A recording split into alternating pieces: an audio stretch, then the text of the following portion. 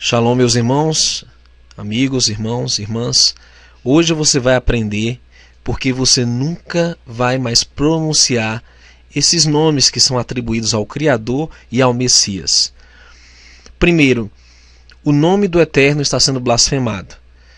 As Escrituras dizem: "E agora que tenho eu para fazer aqui?", diz Yahweh, "pois o meu povo foi tomado sem nenhuma razão, os que dominam sobre ele dão uivos", diz Yahweh, "e o meu nome é blasfemado incessantemente o dia todo.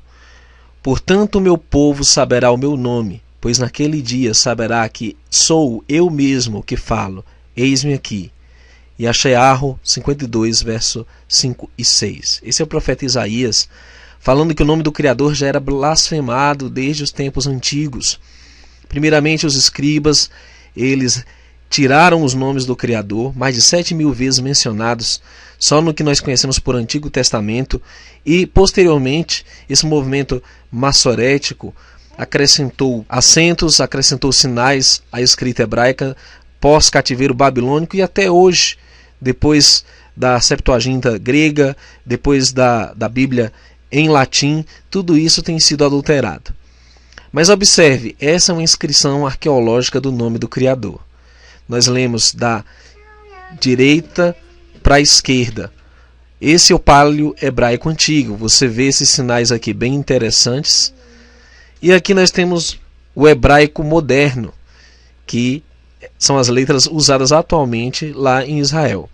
Nós temos em português as letras equivalentes ao Y, ao H, ao V e ao H. Os nomes das letras hebraicas são Yod, Rei, Vav, Rei, o tetagrama sagrado, mostrando que esse tetagrama permanece autêntico até os dias de hoje. E nós temos aqui, para você entender um pouco da linguagem hebraica, para nós associarmos aqui a nossa língua, que é o português, você vai entender uma coisa interessante. O tetagrama Yud, Rei, Vav, Rei, começando aqui pela direita, o Yud. Essa letra Yud corresponde à letrinha Y e sempre deve ser pronunciada juntamente com uma vogal. Exemplo do nome Iago, né? Nome bem conhecido, que nós temos o Y e a vogal A. Lembrando, queridos, o alfabeto hebraico ele tem 22 consoantes e não tem vogais. Então nós temos aqui a primeira letra, né, que corresponde a nossa letra Y ou I, né, na pronúncia. Em seguida nós temos a letra Rei, que corresponde ao nosso H sem som, né, homem, ou R na pronúncia, como em raio. Então nós temos algo como I, o R, e em seguida aqui nós temos a letra Vav, que corresponde à letra V. Em alguns casos a letra Vav pode soar como uma das nossas vogais, a letra U. E finalmente nós temos a última letra do tetagrama repetida, a letra Rei, que corresponde ao nosso R na pronúncia, né, como em raio. O que acontece, queridos? A pronúncia do nome do Criador é Yahuwah. E nós vamos mostrar aqui que nós temos um tetagrama, que são 4. Há um trigrama, que são as 3 letras pelo menos, Yahu, e há um bigrama, que é Yah. O que acontece é que em nenhum desses momentos nós podemos admitir que seja excluída a pronúncia original do Criador ou acrescentada. Vejamos o que acontece. Há um grupo aí que se designa o povo de Yau, né?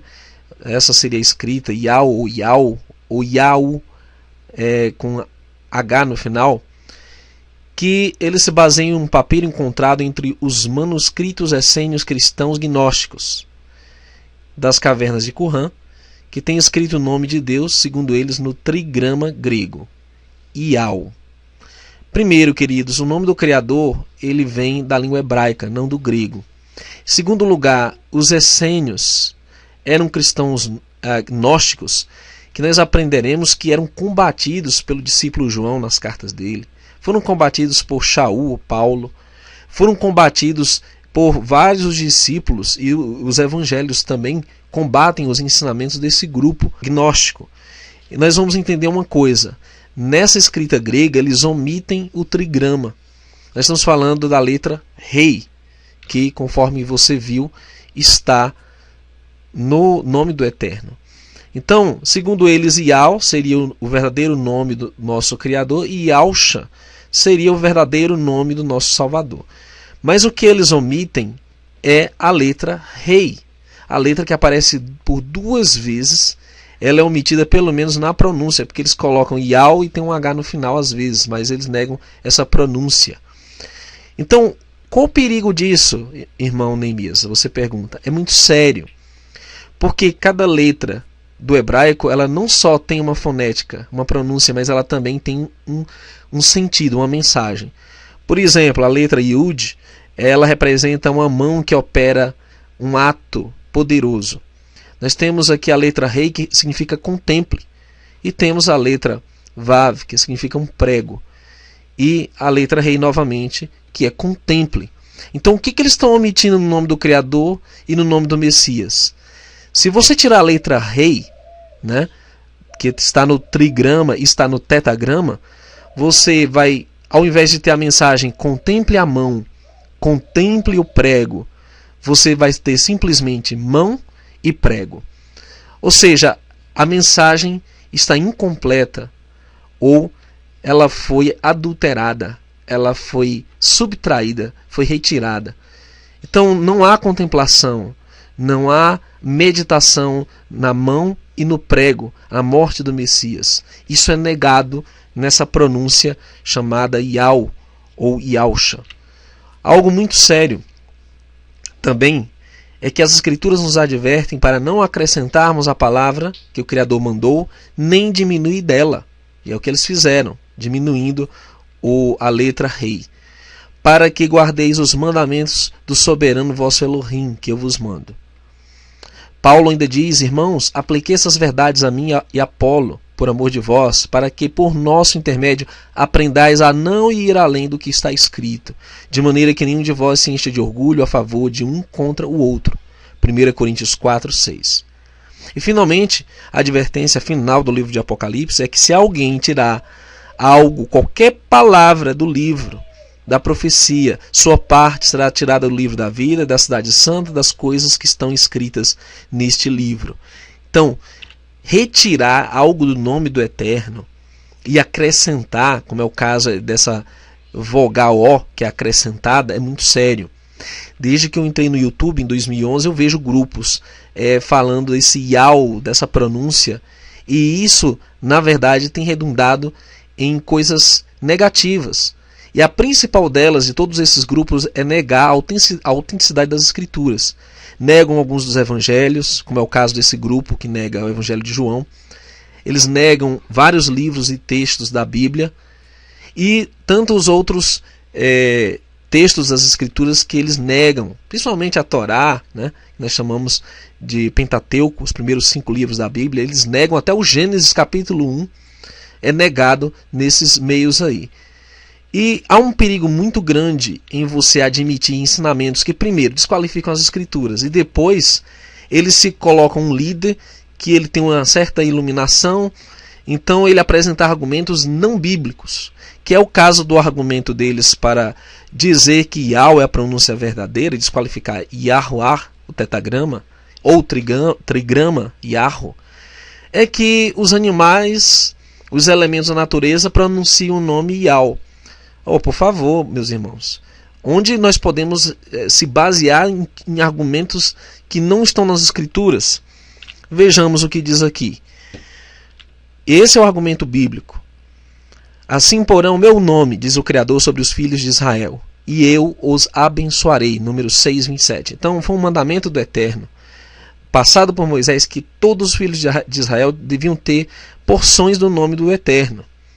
E nós temos, de fato, eu destaquei o primeiro nome, Yahushua, são milhares de nomes, mas eu destaquei os principais mais conhecidos, que estão nos livros, que é Yahushua, que é o nome no paleo-hebraico para o nosso Messias, que chamam Jesus, né? Ou Josué no Antigo Testamento, é o mesmo nome. Você vê as letras aqui, Yud, Rei, nós temos o Vav, Shem, Ain. Então nós temos Yahushua, o nome do Eterno está no nome antigo do nosso Salvador. Nós temos Yeshayahu, Isaías. Você vê as letras, o Yud, você vê o Shin, você vê o Ain, o Yud novamente, o Rei e o Vav. Nós temos Irmeiahu, que é Jeremias. Você vê novamente o Yud, você vê a letra Rei, que eles omitem, vê a letra Vav. Nós temos Zacariahu, que é Zacarias. Você tem novamente a letra Rei ali, que eles omitem. Então, como eles podem ter autoridade para usar um grego, os essênios, que eram gnósticos e combatidos pelos discípulos, como uma base para a pronúncia do nome do Criador e nome do Messias, tem cabimento isso? Bom, no Novo Testamento nós temos também o nome do Eterno nos discípulos. Nós temos Matitiahu, que você tem novamente a letra Rei aí, ó, bem aqui a letra Rei, novamente. Em vários dos nomes dos discípulos, até Netanyahu, nós temos o nome do Eterno ainda presente no tempo do Messias e dos discípulos. Coisa também que eles usam como argumento. Ah, não, porque é o Novo Testamento, é porque é o tempo da nova dispensação. Enfim, mas isso está reafirmado no Novo Testamento. Agora encontramos algo muito terrível. O grande problema do nome Yal é que ele remonta aos tempos antigos e ele tem uma relação muito direta com o gnosticismo. Nós temos aqui esse selo que você pesquisando aí na Wikipédia ou na internet, em qualquer enciclopédia, você vai descobrir que Yal é o nome dessa entidade que está ligada ao gnosticismo. É um deus para eles, está ligado à cultura síria, egípcia, babilônica, persa. Inclusive, esse nome está ligado a um movimento atual da Nova Era, que entre outras sociedades secretas tem relação com o cabalismo, as religiões antigas de mistérios, conforme já citei, todo um paganismo. E, segundo os gnósticos, eles acreditam que possuem um conhecimento elevado, uma verdade superior, conhecida apenas por poucos. O gnosticismo se origina da palavra grega gnosis, o qual significa saber, pois os gnósticos acreditam que possuem um conhecimento mais elevado, não da Bíblia, ou mais elevado que o da própria Bíblia. Você entendeu agora? Por que é perigoso o gnosticismo? Eles dizem, essas verdades são só nossas, só nós temos, e a Bíblia diz claramente que nenhuma profecia é de particular interpretação, ou seja, o Criador não dá somente a um homem esse entendimento, ele dá para várias pessoas, ele deu para o seu povo ao longo das eras, o povo de Israel, e ainda continua. E por isso que eles instituem líderes, eles têm sempre uma espécie de guru, de profeta, que se coloca como líder desse movimento, como uma referência para eles, porque é um conhecimento restrito, se torna uma seita fechada, com modas e com coisas que não estão em nenhum lugar das Escrituras. Por isso que é o grande perigo de você participar desses movimentos, que tem profetadas que não se cumprem, que tem aí uma maneira de ser e de agir que não estão relacionadas com as Escrituras. E esse gnosticismo ensina que a salvação é adquirida através da posse de conhecimento divino, que liberta o ser das ilusões da escuridão. Apesar de afirmarem seguir o Messias, o negam como o único caminho para a salvação e como a única verdade. Então, por isso que esse movimento é perigoso, porque ele nega que o Messias é o único caminho, é a única verdade e a vida. Bom, queridos, aqui está Isaías 5:20, ai dos que ao mal chamam bem e ao bem mal, que fazem das trevas luz e da luz trevas, e fazem do amargo doce e do doce amargo. Nós vamos entender, para que você nunca mais pronuncie esse nome, Yal ou Yal, que esse é um ícone solar gnóstico egípcio, e é encontrado na maioria das gemas gnósticas. Essa gnose começou, na verdade, no Jardim do Éden, quando a serpente ofereceu à mulher o conhecimento do bem e do mal. E viu a mulher que aquela árvore era boa para se comer, agradável aos olhos, e árvore desejável para dar entendimento. A gnose aí. Mais que isso, existe um deus gnóstico que também é chamado de Yaldabaoth, Ial, novamente, sendo mencionado como um nome blasfemo, pagão. Não só isso, a antiga adoração à serpente é tratada como esse deus gnóstico que tem uma cabeça de ave e tem o corpo de serpente abaixo. Aqui nós temos o nome de Abraxas, que é na verdade um demônio que é citado desde a antiguidade, e o seu nome é Ial. Veja aí o selo dele. E esse Abraxas, o demônio, você vê no selo aqui I-A-W, Ial. Ele é formado desde o inicial e o final das letras das palavras, a palavra abracad, que pronuncia-se abracad ou abracadabra, com esse significado, o anfitrião dos alados, isto é, anjos. Por isso que nos feitiços e maldições eles usam a palavra abracadabra como sendo um feitiço, uma parte do feitiço a ser pronunciado.